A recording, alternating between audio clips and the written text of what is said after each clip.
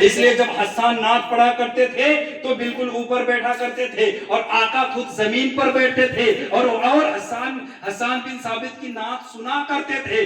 آپ جو بیٹھے ہیں نا, آپ جو اگل بگل میں بیٹھے ہیں, یہ اپنے نبی کی سنت ادا کر رہے ہیں. آپ ذرا سوچیں آپ کتنا خوش قسمت ہے. اے میری ماں اور بہنوں, آپ کا مرتبہ اللہ نے بہت بلند فرمایا ہے, آپ کا مرتبہ رسول اللہ نے بہت بلند کیا ہے. یار یہی وہ زمانہ تھا جب جہالت کا دور تھا, جب کچھ نہیں تھا. میرے حضور جب تشریف نہیں لائے تھے, یہی عورتیں جب کیا کہتے ہیں اس کے شوہر مر جاتے تھے تو ان عورتوں کو بالکل ایسے ہی بھگا دیے جاتے تھے.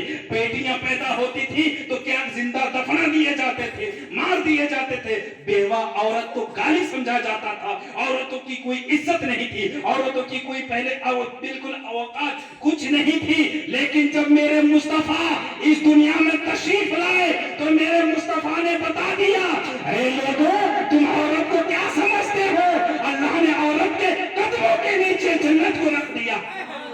یہ مرتبہ آپ لوگوں کا کس نے بڑھایا؟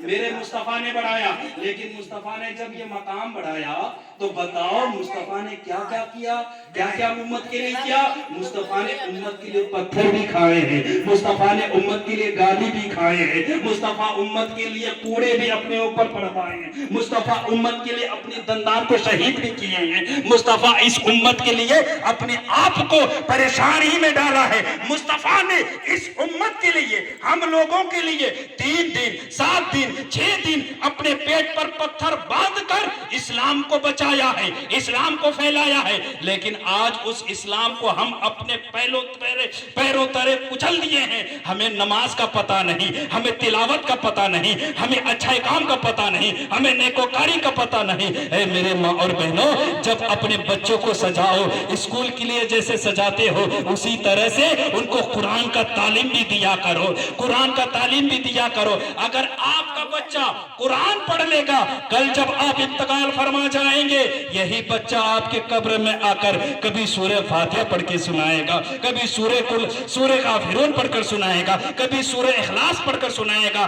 جب یہ بچہ قبر میں کھڑے ہو کر جب قرآن پڑھے گا تو اللہ آپ کے قبر کو نور سے مجلا فرمائے گا, آپ کے قبر میں نور کی خیرات عطا فرمائے گا. لیکن آج ہم اپنے بچوں کو پڑھانے میں بہت پیچھے ہیں, بہت پیچھے. نہیں, علم دین سکھاؤ, علم دین سکھاؤ, اپنے بچوں کو قرآن سکھاؤ کہ وہ آپ کے قبر میں جا کر قرآن پڑھے اور گھر میں بھی پڑھے. اس لیے کہ یہی ایک ذریعہ ہے, یہی ایک ذریعہ ہے. اعمال تو بند ہو جاتے ہیں مرنے کے بعد, لیکن باقی کیا رہتا ہے؟ اولاد. آپ نے اولاد کیسا رکھا ہے؟ اگر آپ نے اولاد صحیح نہیں پڑھایا, اولاد کو صحیح سے تعلیم نہیں دی تو یہ اولاد کیا کریں گے؟ مولانا کو ایک بار بلائیں گے, قرآن خوانی کروائیں گے, میلاد کروائیں گے, فاتحہ درود کروائیں گے, ہو گیا. اس کے بعد پھر کچھ نہیں.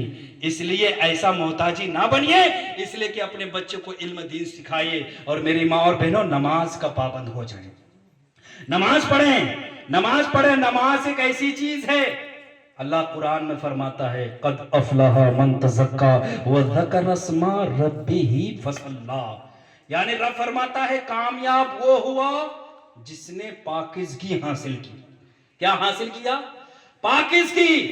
جس نے پاکیزگی طہارت حاصل کی وہ کامیاب ہے, اور جس نے نمازیں پڑھی وہ کامیاب ہے, اور جس نے رب کا نام لیا وہ کامیاب.